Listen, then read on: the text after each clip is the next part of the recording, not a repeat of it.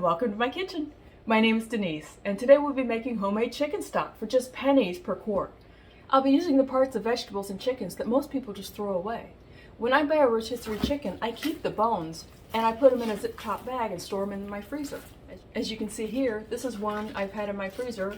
I kept it with the juice and it's been in my freezer, and we're going to use this one today. I also save carrot ends and peels, as well as the onion ends and peels. You may remember this bag of carrots, the ends and the peels, from when we made bolognese sauce. I put this in my freezer, and we're going to use all this today as well. So again, stuff that you would normally just throw away, and we're going to make good use of it today by making chicken stock. You may also remember when I was cutting up onions, I said save those ends and those peels, and that's what's in this bag. And I have some others as well back on the counter. As you can see behind me, that's a couple of big pots that I'm going to be using to make stock today.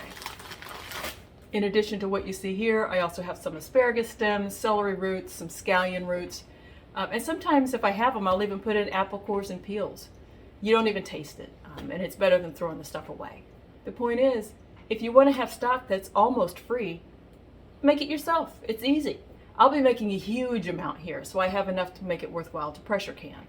But if you want to make just a small stock pot of it, you can do that too. And also, if you want to make vegetable stuff, just omit the chicken carcass. You can totally do that.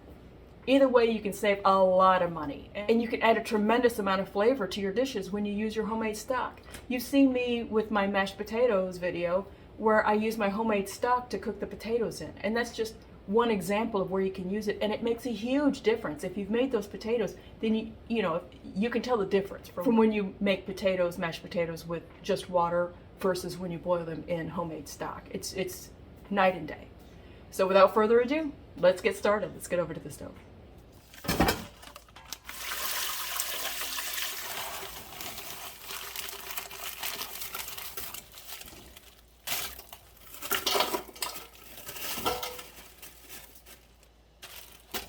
So as I'm working here, I'm noticing that some of this veg just needs to be used up. So this is chicken stock day, so I'm just gonna cut it up and put it on my big stock pot and put it to good use. It's gonna be some great flavor to put in this chicken stock. I'm gonna roast this asparagus, and the way you know, maybe you already know this, but the way you know where to cut an asparagus is you just bend it, and wherever it breaks, that's where you're supposed to be cutting. So those are the stems. For these, it's a lot, but that all goes into my stock. That's not waste. And I really only like the ends of it anyway. So I've got a second bunch of it here. I already know where I'm going to cut it, but I'll show you again. You just bend it. Well, I'm not going to cut it that short. I already know where I'm going to cut it, just out of experience. I like a fair amount of heat, but my brother does not, and so I prepare meals for him. He had a medical issue last year. I don't know if he wants me to disclose all that to people he doesn't know, so I respect his privacy. And so let me get all of this into my chicken stock. Ordinarily, I would just dice all this down and put it in my freezer. So I have a couple of older onions here that I need to use up.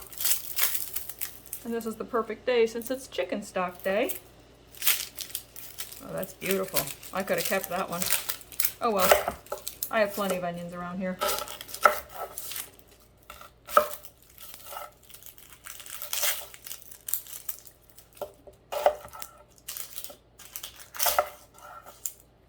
Let me shove this to the side, and we'll add this to our stock in a few minutes. Look at all that garlic. It's beautiful. There we go. I'm trying to break all this up. There we go. So we'll divide this between the pots. About half the garlic for each one, about half the onion for each one.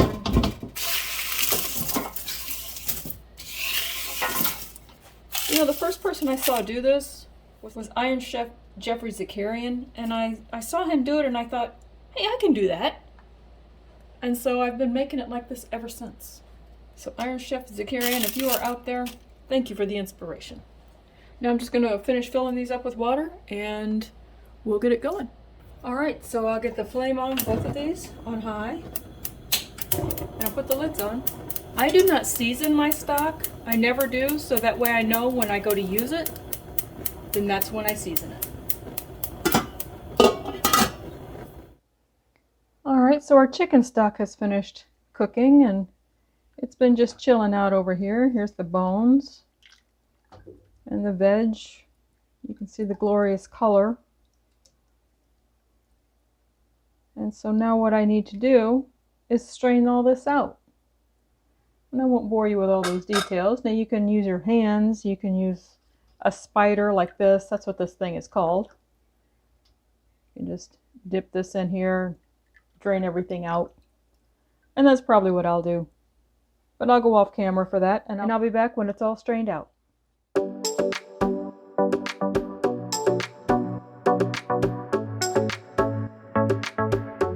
Okay, so my next step is going to be to strain all this through here into my other big stock pot.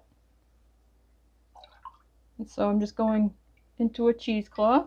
I didn't really think this through. I'm missing some of my clips, and so I'm trying to use some binder clips today. We'll see how it works out.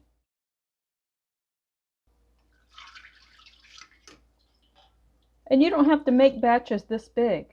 You know, if you just wanted to make a little bit for your family and then make your mashed potatoes with it or boil your rice in it, then that's totally fine. You don't have to make it in a gigantic quantity like this. I do it because I want to can it.